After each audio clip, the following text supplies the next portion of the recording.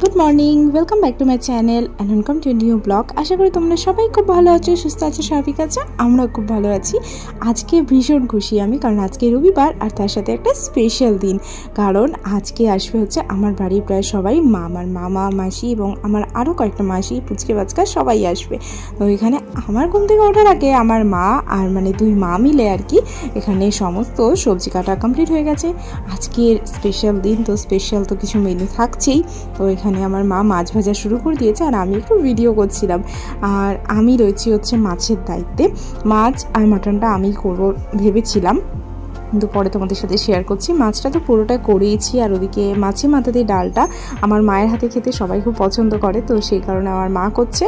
আর ওদিকে আরেক মা মানে পুরো চারিদিকে যে ঘর মোছা টোচা পরিষ্কার করা, ওইদিকে সমস্ত পুজো আচ্চা করা, সমস্তটা ওই দিকটা দেখছে। আর এইদিকে আমি একটু একটু ভিডিও করছি, আর ও তার সাথে তো বাচ্চার দোকানগুলো করছেই। আর নিয়ে চলে এসেছে মাটন, তো সেই কারণে ওরকমভাবে তুলে আমার সাথে দেখাচ্ছে। আর এখানে দেখো অনেকগুলো কাতলা মাছ আছে, বাবা সমস্ত মাছ আগের দিনেই এনে রেখে দিয়েছিল। আর এখানে মাটনের মধ্যে ধুয়ে পরিষ্কার করে ও একদম দই টই মেখে রেডি করে রেখেছে। আমি এর মধ্যে কোনো রকম মশলা এখন অ্যাড করি না, আমি মশলা একেবারে মানে কড়াইতে যখন দিই তখনই কষাই, তারপরে অ্যাড করি। তো এখানে অনেক ধনেপাতা আছে, ডালেও লাগবে, আর তার সাথে হবে স্পেশাল দই কাতলা। তো সেই কারণে একেবারে মা সমস্ত পেঁয়াজ টিয়াজ এদিকে কেটে দিয়েছে, কেটে দিয়ে মা চলে গেল হচ্ছে ঘরটরগুলো পরিষ্কার করার জন্য। আর এদিকে আমি আমার মা ডালটা করছে, আলু ভাজাটা করছে, আর আমি ভাবলাম মাছটা চটপট করে নিই। কিন্তু জানো তো অনেকগুলো ক্লিপিংস তোলাই হয়নি, এত তাড়াহুড়োর মধ্যে ছিলাম না। সকাল 7টা থেকে রান্না বসিয়েছি, তার সত্ত্বেও একটা তাড়াহুড়ো ছিল, টেনশন কাজ করছিল। কারণ আমরা চেয়েছিলাম ওরা আসার আগে 11টার আগে রান্নাটা কমপ্লিট করে নিতে, তাহলে কি কোনো অসুবিধা হয় না, বেশ সুন্দর করে একটু গল্পগুজব করা যায়। কিন্তু জানো তো গল্পগুজব করবো কি, এদিকে মাটনটা আমাদের একটা 4 লিটার প্রেশার কুকার আছে, প্রেশার কুকারটা আমাদের ব্যবহারই করা হয় না, অথচ থেকে থেকে না প্রেশার কুকারে গাডারটা কোনো কারণে একটু নষ্ট হয়ে গেছিলো, সেই ঝোলগুলো চারিদিকে বেরিয়ে যা তা কাণ্ড। তো সেই কারণে ওটা একটু করতে দেরিই হলো। আমি মাটনটা একটুখানি কষিয়েই আমি চলে গেছিলাম অন্যদিকে। তারপরে সেটা আমার আরেক মা আর কি তিনি করেছেন, ওইটা পুরো মটনটা সেই করেছে। চাটনিটা আগের দিন আমরা করেই রেখেছিলাম, আর মটনটা এই করতে গিয়ে অনেকটা দেরি হয়ে গেল, আর সেই কারণে গল্পটা সেভাবে আসার পর আমি করতেই পারিনি। তারপরেই তাড়াহুড়ো করে খেতে দেওয়ার টাইম। আর আমাদের ও ক্যাটারিং বলে এরকম 2টো টেবিল অ্যারেঞ্জ করে রেখেছিলো, এটা তো আমাদের টেবিল, আর তার ওপাশে 2টো টেবিল অ্যারেঞ্জ করে রেখেছিলো। আর এখানে রয়েছে মাছে মাথা দিয়ে ডাল, মাছের মাথাগুলো আলাদা করা হয়েছে, দই কাতলা, পটল ভাজা, আলু ভাজা, চাটনি, আর তার সাথে দই তো আছেই। আর এখানে দেখো মাটন, এক কড়াই পুরো মাটন। এটাকে আমরা 3 ছোটো প্রেশার কুকারে 3বার সিটি দিয়ে করেছি, তবে শান্তি মতন হয়েছে, খুব ভালো টেস্ট হয়েছিল, সবাই খুব খুশি হয়েছে, সবাই খুব ভালোও বলেছে।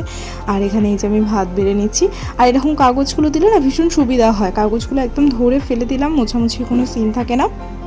তো এখন আমি সুন্দর করে ভাত বেড়ে দিচ্ছি। ভাতটা ভেবেছিলাম বাটি করে দেবো, কিন্তু ভাতটা একটু ঠান্ডা হয়ে গেছিলো, অনেকক্ষণ আগে করে নেওয়া হয়েছিল। ঠান্ডা না হলে আবার একটু ঝরঝরেও হয় না, গরম বেশি হলে না যদি একটু ফ্যান ট্যান লেগে থাকে প্যাচ প্যাচ করে, কারণ অনেকটা ভাত একটা হাঁড়িতে হচ্ছে, তো তাও মা 2বার করে করেছে। ভাতের দায়িত্বটা পুরোটাই মা করেছে, অত বড় হাঁড়ি নামানো আমার পক্ষে সম্ভবই নয়। এই কোনো রকমে মানে এখানে 17-18 জনের রান্নার এই মাছ টাছগুলো আমি করে দিতে পারবো, কিন্তু ভাতটা আমি নামাতে একটু অসুবিধা হয় অত বড় হাঁড়ি ধরে।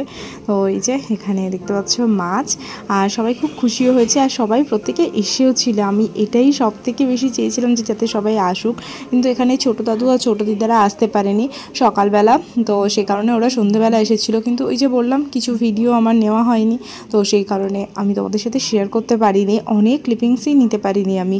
এই যে এখানে সমস্ত আমি এখন ডিশ সাজিয়ে দিয়ে দিয়েছি।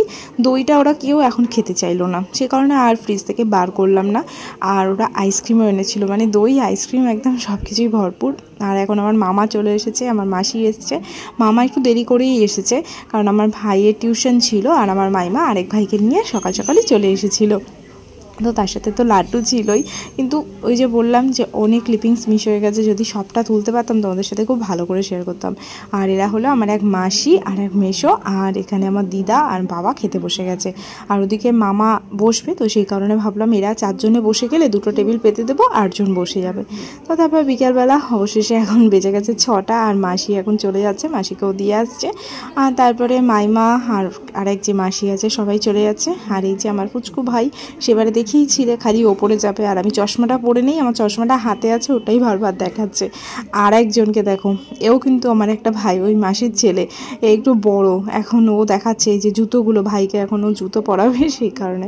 তো যাই হোক, দিনটা ভীষণ ভীষণ ভালো কেটেছে। আর তোমাদের ব্লগটা যদি ভালো লেগে থাকে তাহলে অবশ্যই চ্যানেলটা সাবস্ক্রাইব করে দিও। টাটা।